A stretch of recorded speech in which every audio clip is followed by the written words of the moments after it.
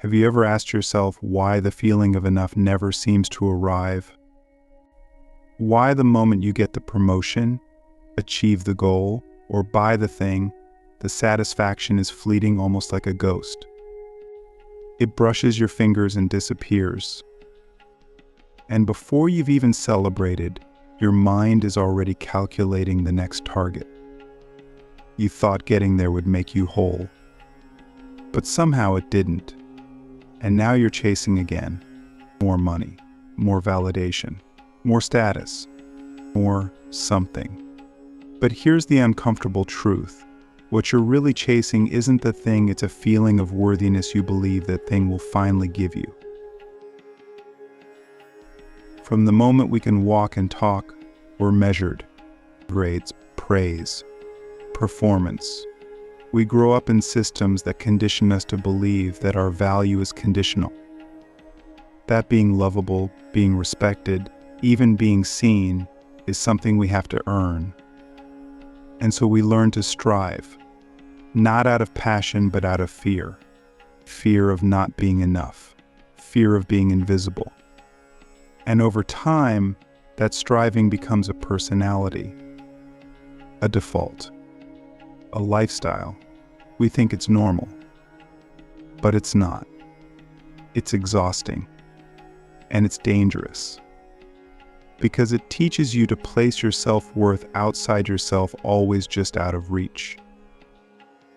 Click subscribe to this channel to get more profound insights. Let me ask you something bold. If everything you're chasing vanished tomorrow, who would you be without it? And would you still like yourself? That question haunts us, and so we avoid it. We bury ourselves in busyness.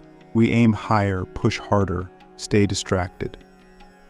Because slowing down would force us to feel the void, the quiet truth that we've outsourced our self-worth to achievement.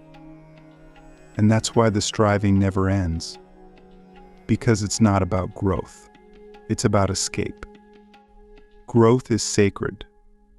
Striving, when rooted in fear, is self-abandonment in disguise. Here's where the philosophy kicks in. Søren Kierkegaard once said, "The most common form of despair is not being who you are." And that's what constant striving does. It pulls you further and further away from yourself. You become a character in your own story, crafted for admiration, validation, and survival, but disconnected from your core. And the more applause you get, the more lost you feel. Because the applause isn't for you. It's for the mask, the performance. And so you have to keep performing. Keep striving. Because if you stop, if you drop the act, the fear creeps in. What if I'm not enough on my own? That's why this conversation matters. Because if you don't break the pattern, you will spend your entire life chasing a finish line that keeps moving. You will keep raising the bar, convincing yourself you'll finally feel okay once you reach it. But the bar doesn't care. It has no end. It was never about finishing. It was always about convincing you that your worth lives in the future, not the present. But you can't feel worthy in the future. You only live now. And if your worth is always delayed, your peace will be too. Forever. Let's zoom in even further. Think about how you talk to yourself when you're not achieving, when you're resting, when you fail. Is your voice kind, or does it become cruel? Does it whisper, "You're still enough"? Or does it scream, "You're falling behind"? That voice is the compass of your worth. And for many of us, it's warped. Because we've confused worth with performance. We believe we must do in order to be. But you were worthy before you ever achieved anything. Before you were praised. Before you proved yourself. And you'll be worthy long after the applause fades. So where does this loop come from? Let's be clear, it's not your fault. We live in a culture designed to keep you striving. Every ad, every algorithm, every influencer subtly reinforces the same message: you are not enough as you are. So you must buy more, do more, be more. And if you resist, if you dare to stop striving, the fear floods in. What if they forget me? What if I become irrelevant? What if I'm just average? But let's flip the script. What if average is not failure? What if average is simply freedom from extremes? What if being ordinary is actually the space where extraordinary peace lives? Because here's the secret they don't want you to know. The people who seem like they have it all, they're often just better at hiding the ache of disconnection, the ache of chasing, the ache of needing every new success to anesthetize the old wound of I'm not enough. We all carry that wound. It may look different: abandonment, rejection, perfectionism, but the root is the same. We don't feel worthy as we are. And so we strive, compulsively, not because we love the climb, but because we fear the stillness. Because in stillness we hear the question we've spent a lifetime avoiding: who am I without the next thing?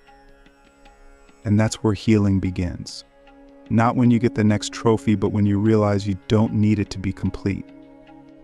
Healing begins when you redefine the purpose of your effort, not to become worthy, but to express the worth that already lives inside you. Imagine that. Imagine working hard not because you're trying to fix something broken, but because you're honoring something sacred. That's the difference between striving and creating. One is driven by lack. The other is fueled by presence. One says, I'll be worthy when; the other says, I already am. And from that truth, I move. So I'll leave you with this question for now.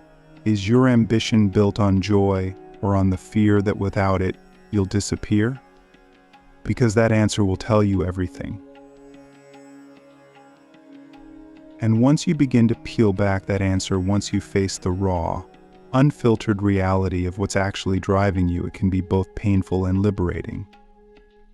Because if we're honest, so much of what we call success is really just a disguise for fear. The fear of being nothing, the fear of being forgotten, and the fear of being ordinary.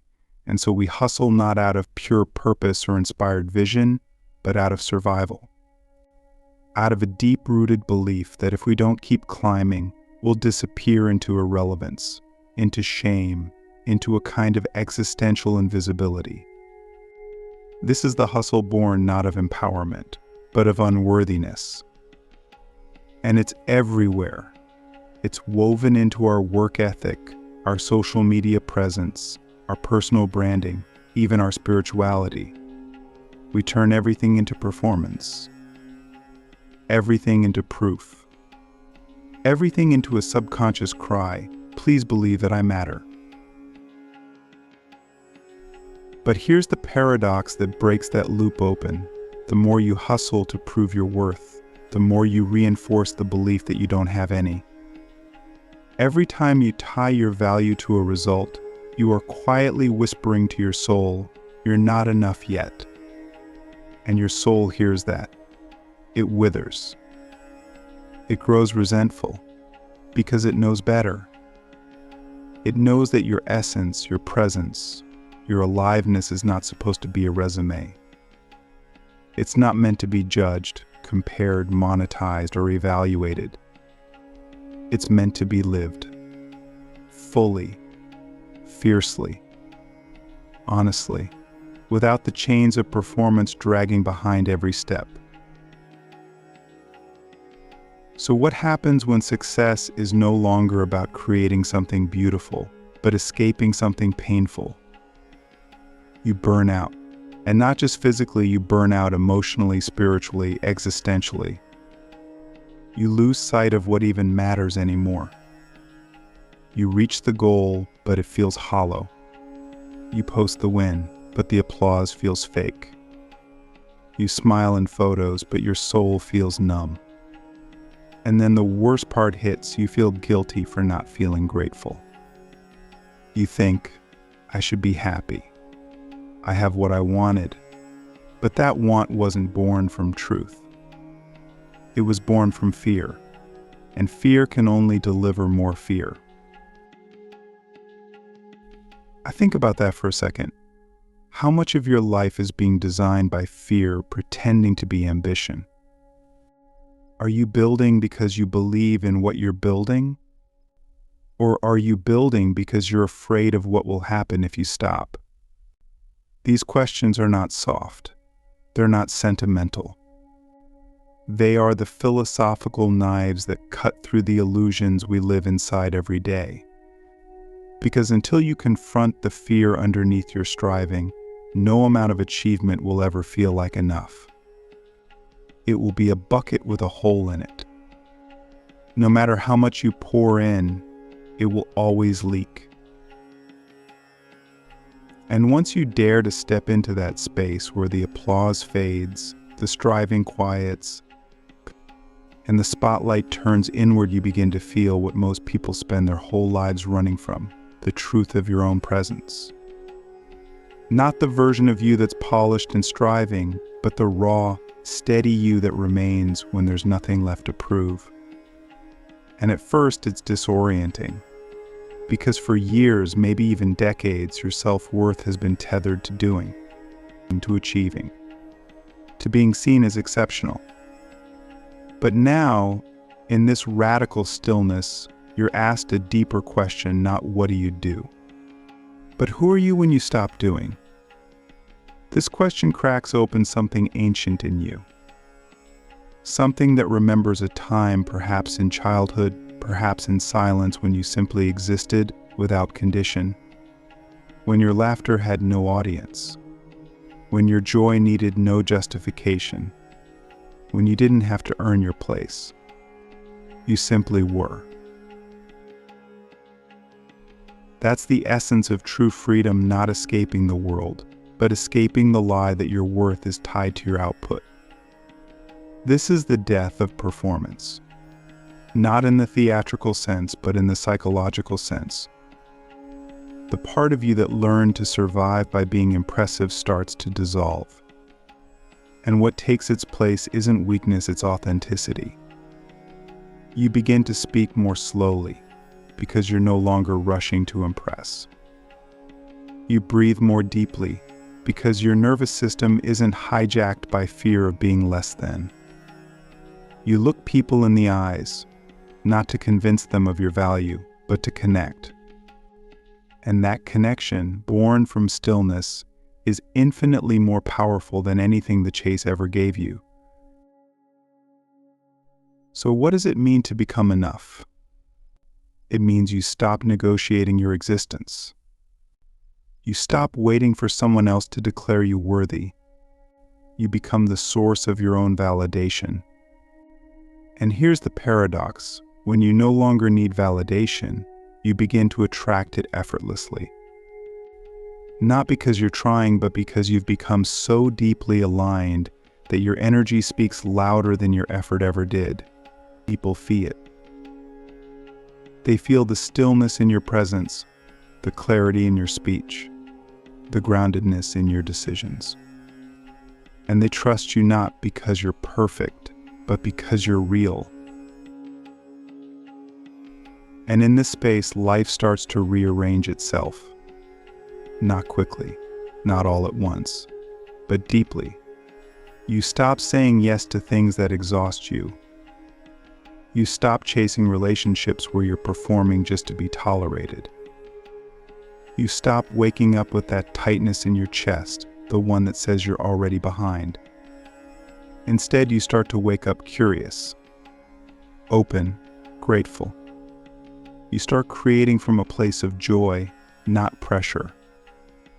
You work not to earn your place in the world, but to honor the place you've already claimed within yourself. And this doesn't make you passive. It makes you powerful in a completely different way. You start to understand that being enough doesn't mean doing nothing. It means doing everything from fullness, not from fear. You show up with integrity. You build with heart. You give without agenda.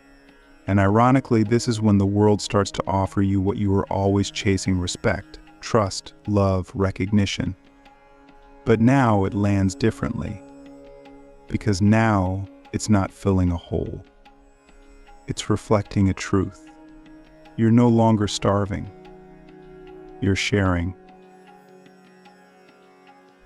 But this path demands courage, because it means walking away from systems that rewarded you for being who you're not. It means disappointing people who only liked your mask.